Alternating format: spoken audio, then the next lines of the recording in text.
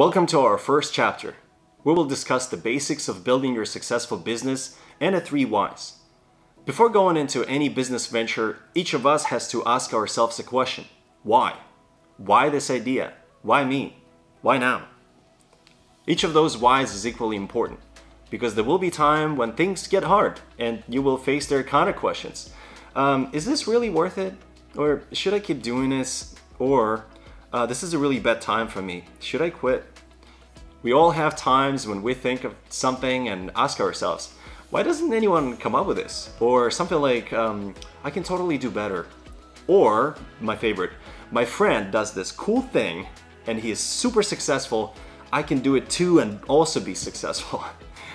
While coming out with these questions doesn't mean you should or should not start a business. I've seen it countless times when people jump into a venture, quit their job, sacrifice their friends and family time and their entire savings to go back into their job a year or two later. Excitement of a new venture that could make you independent and successful is a great and powerful thing that often can deceive even the best of us. I've made that mistake many times before. We always hope for the best and often overlook the important reality, some very key details. Why this idea? Why me? Why now? Building a successful business is one of the most exciting things and rewarding things. And let's make sure we do it right. And most of all, it should make money. Let's dig into each of those points deeper. Question number 1, why this idea? Or what is the thesis for the business?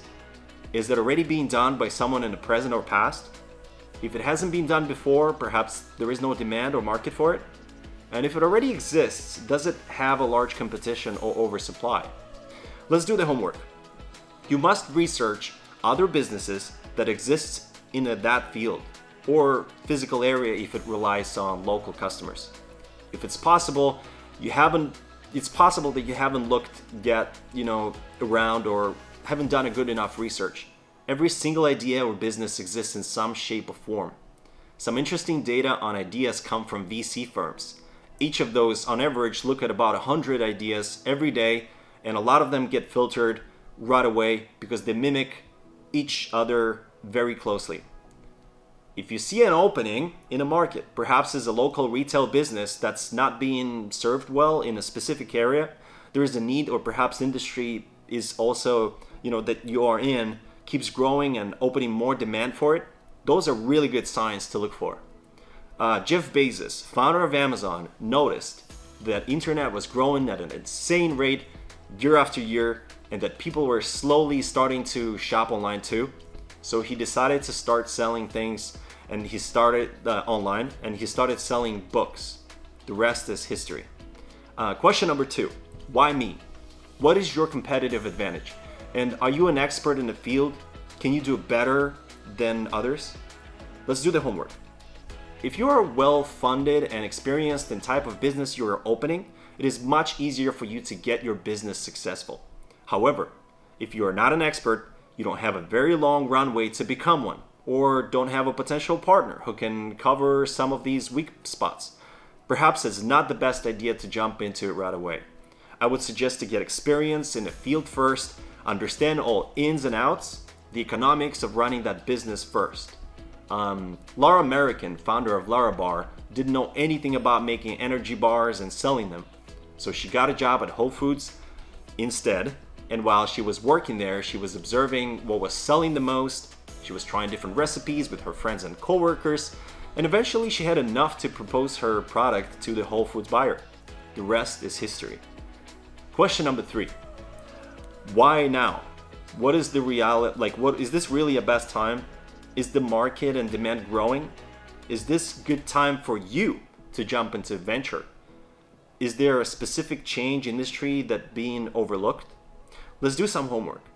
Many businesses were started out of boredom with the current job or lifestyle. That doesn't mean it's a good idea to start a business. Feelings change, personal situations change too.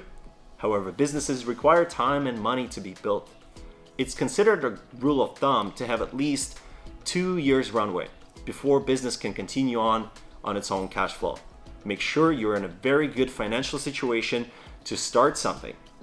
Industries change too. You need to watch out for too good to be true proposals or opportunities.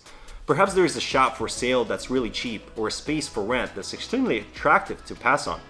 Successful businesses don't go for cheap. Perhaps there is an underlying reason why it's affordable. Don't assume it's a coincidence. Double and triple check everything and ask experts to look into it. Perhaps there is someone you know that have experience in a field. Right now, for example, dry cleaning industry is changing at an increased rate. Less and less people are wearing uniforms and go to work, and more people are starting to work remotely. So this would be a bad idea to jump into the dry cleaning business. However, the remote work and shared office space trend was caught by Adam Newman when he and his friend decided to work on WeWork. WeWork today is a multi-billion-dollar company with close to 1,000 locations worldwide.